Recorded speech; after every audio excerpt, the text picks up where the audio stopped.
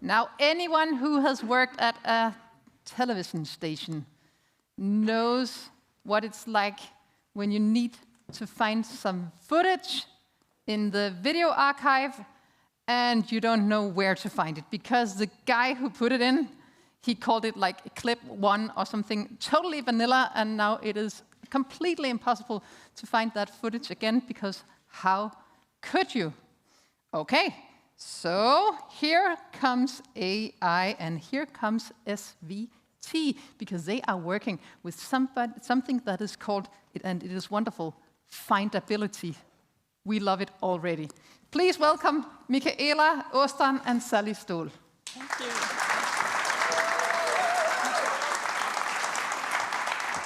All right.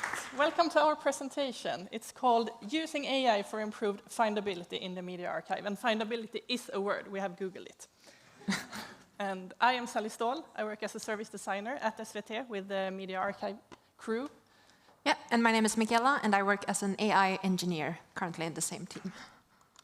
And we would like to tell you about 4 different AI experiments we have done to support users to search and find in SVT's new media archive.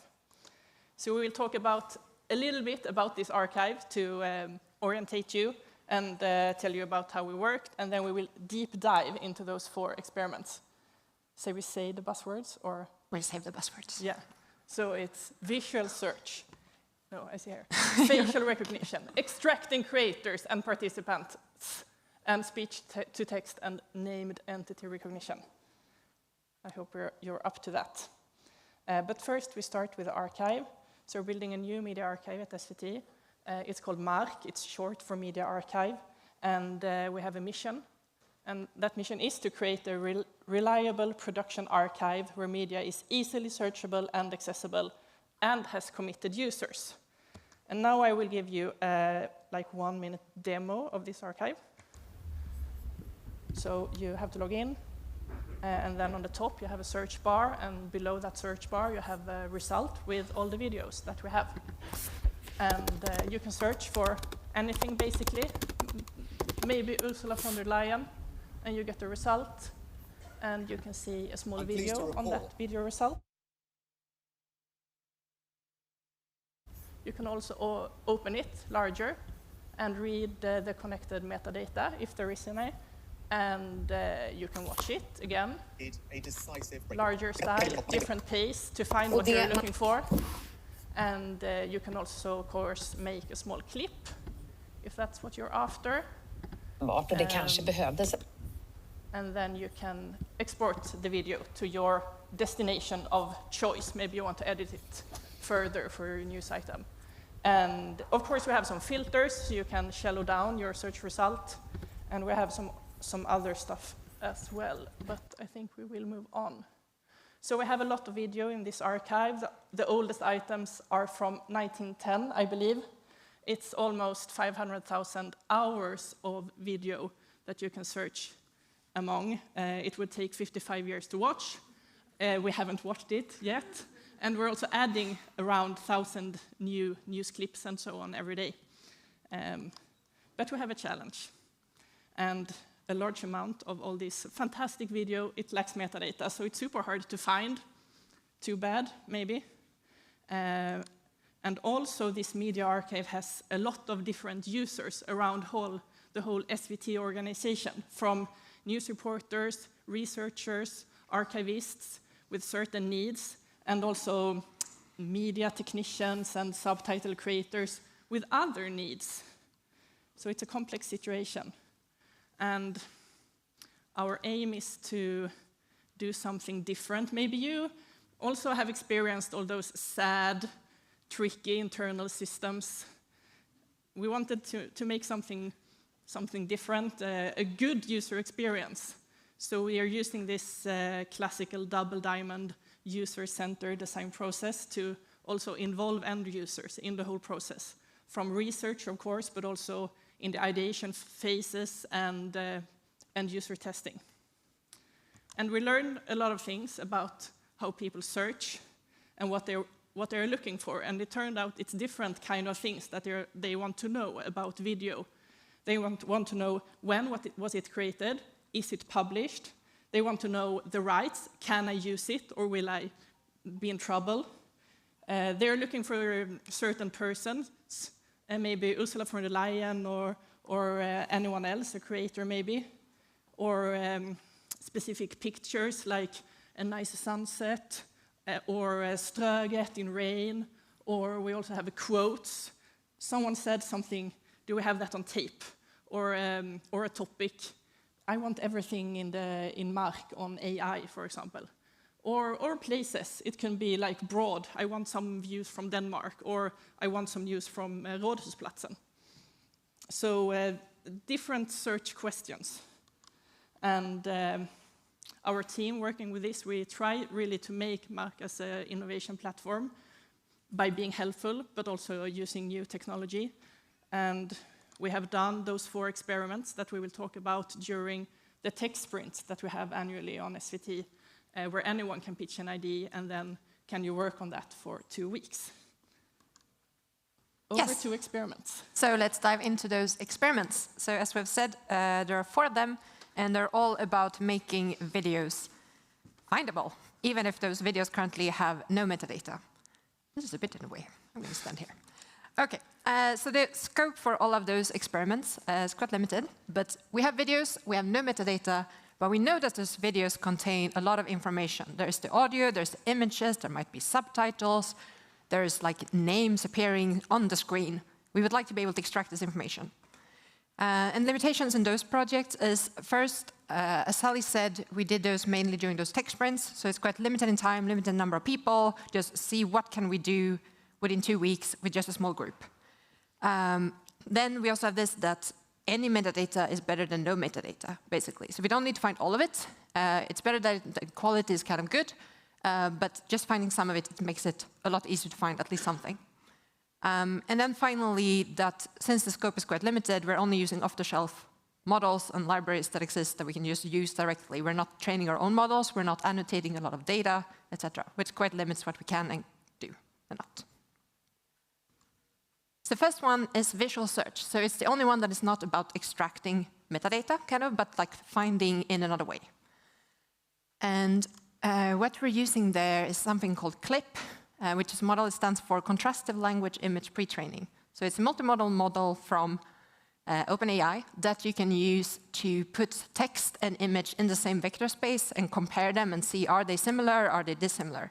And they created a model by training using huge amounts of image-text pairs and like forcing the model to put them close if they belong together and far apart if they don't.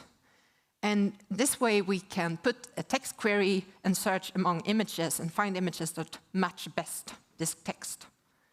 And so we're working with video, but what we do is that we extract frames from the video and then we embed those, and then that's what we're searching for. So single frames in the video. So I'm going to show you a small example of how it could look. And this is currently something we're working on in development. So this is like the real system, but like a development branch.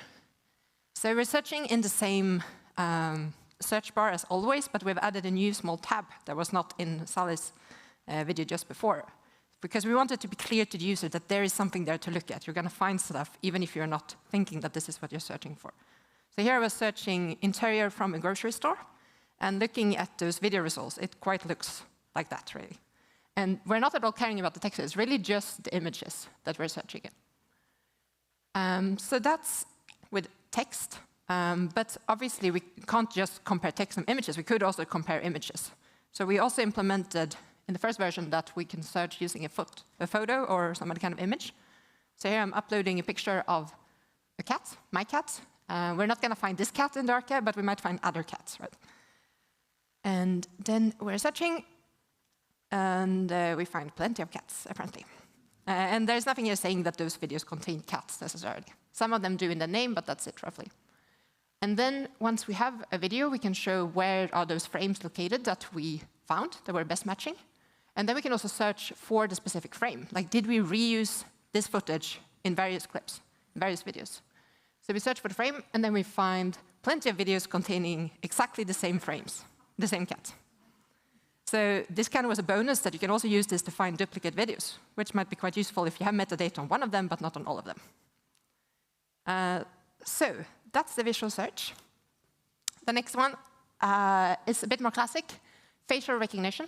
We did like a really small thing on this. Some of you maybe did a lot more elaborate work on it. So I'm just going to go briefly over it. So we're using a Python library called face recognition. We're embedding one photo per person that we found on the Parliament website that anyone can use. So it could look like the picture in the middle here is of our current Prime Minister, Sweden. And then we have saved around 10 politicians. We use cosine similarity to just find the most similar faces. We use a threshold to make sure that it's kind of close enough to be considered this person. And we run this on those thumbnails that you can see here. And in this case, there's one picture of Ulf Kristersson. And then our little app has identified him and added him as a participant, connected to our thesaurus, like a dictionary of all the people we have in the system that we should be able to connect to other data points and so on. And for this, we would like to extend it to more people. Currently, it seems like it's not going to scale very well with just one photo per person. We're going to need more training data. We'd also like to annotate some proper evaluation data to see not just manual inspection. It seems like it's getting it right most of the time. But like, what does that actually mean in numbers? That needs some annotated evaluation data. So that's the next step, but it's clearly about a bit of work, as you can hear. And one thing there is that when we talk then after we had done this, and we're like, oh, this is so great, talking to the people working at the archive, turns out that maybe a better definition of someone is a participant in this video is that they speak, not that they're just shown a picture, because they might be shown in the background and so on. So we're probably going to look into speaker recognition before going more for the facial recognition. Makes more sense. Third one, graphical elements. So we're talking about lower thirds. That's partly the word for it, namnskyltar in Swedish. So like names appearing in the video, but also looking at end credits, and then using optical character recognition to extract that text information from the images or the video. Because we have those, like the lower thirds and so on, describing the names and also the roles of the people in the video we would like to get out. And obviously, since it's there, someone has typed it into a system at some point, right? But for various reasons, it doesn't transfer all the way to the archive. So we kind of have to rediscover that information from the video, which is a bit of a pity, but a bit how it is. And also for this, we use some various Python tools, open source, easy to access, anyone can use them, PyTestRact, OpenCV, Python. And then we do a bit of string parsing, and again, find connections with our thesaurus to connect this to, so you know that this is actually the Prime Minister we're talking about here. It's not a random Ulf, right? So the first case is those like end credits. So at the very end of each news clip, we're going to have this frame with the people who made the video. So we locate that text and we extract it using optical character recognition. The second case is when we have those lower thirds, like the names. They are a bit more tricky. They can appear a bit all over the place. They look differently. The text color versus the background color is different, and so on. So you need to do a lot more image pre-processing to actually identify the text. Otherwise, you're going to get out a lot of strange stuff, basically. And also that in the previous case, it's the last frame. So it's quite easy. In this case, it could be any frame all through the video. Yeah. So that's OCR. Some people say maybe it's not AI anymore because it's too standard. But in this case, we consider it a typical AI technology. Classic stuff. So the fourth and last one, audio and subtitles. So it's more about what is being mentioned in the video. What are they talking about? And for this, we're doing first speech to text. We do have a lot of subtitles, but we don't always have subtitles. And then we need to instead do transcription to like to see what are they saying in the video. We do a bit of language identification to only transcribe languages we're sure about and that we know how to read properly. Using Microsoft Azure in this case, but there are apparently obviously a lot of alternatives. And then finally, we show those transcripts and we index them for search. And probably when putting this in production, we would like to index it separately from the regular metadata for it to not like drown the other stuff, because there's going to be a lot of words appearing that are maybe not as relevant. But for being able to search for quotes, you have to also index this. And this does not change. Named entity recognition. So that's the very last step then. So we'd run this either on the transcripts or on subtitles if we have those. And what we did when we tried this out was using a model from the National Library of Sweden. They have a number of different large language models for Swedish, I think maybe a bit for other Scandinavian languages as well, that anyone can use. And we were interested in this case mainly in people, locations, and organizations. And yeah, we could extract that. It works quite well. So I think this thing is not updating anymore, but that's okay. You're adding green squares. I'm adding green squares, that's it. Okay, so those are the tags. Nice. Yeah, and I think named entry recognition is kind of up and coming. Yeah. Or, Sally? Yeah, what's next? So our current plan is to release the first version of the visual search, so we can use it with real users in the real archive, not the test environment. And then we would like to deep dive into this fetching subtitles, transcript somehow, and add topics. And after that, we're looking into not face recognition, but as Mikaela told us about, speaker recognition instead. But we are still quite new on this, so if you have done something similar, if you have any lessons learned that we don't have to learn, maybe we can piggyback on you, please reach out. Thank you very much.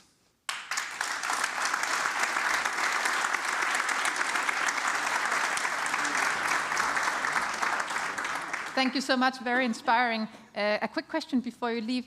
You used an off-the-shelf technology. If you were to do it again once more, would you still use off-the-shelf, or would you make your own system? Because you have to integrate it, right? Yeah, I mean, it's a bit of various levels of off-the-shelf solutions. In a lot of the cases, you're importing a library, but then you still have to do all the rest of the work. All of those experiments were done over the past year, so I think things didn't change that much for those technologies since then. But it's also a bit what we're looking into. I mean, when you have 2 weeks, one small project, you take the first best thing you see. For instance, with the clip model, we were doing using one model for translating queries in Swedish to English, and then using a model that is for English only. And now we've done a bit of an evaluation, comparing that with various cross-lingual models, for instance. And it turns out that this translation plus the English model worked significantly better than those multilingual models. So now we compared with some other. It turns out that the first one we picked, it seems to work the best out of the ones we've tried so far. So maybe it was not that bad of a choice from the start. And we're probably going to do a bit similar with the other things, like evaluate a bit more broadly before then narrowing it down on the final decision. For now, I mean, it's going to probably change in the future with new development and new models that come out and so on. But as long as you are in a phase where you're experimenting, then it works perfectly fine. Yes, and I think off-the-shelf models is probably usually what we would go for, because we don't have a huge crew of AI engineers and data scientists to develop and maintain models of our own. We don't maybe have the infrastructure and want to spend the resources on training stuff ourselves. But maybe that's going to change. But as of now, that's the most feasible way of doing things. Thank you so much.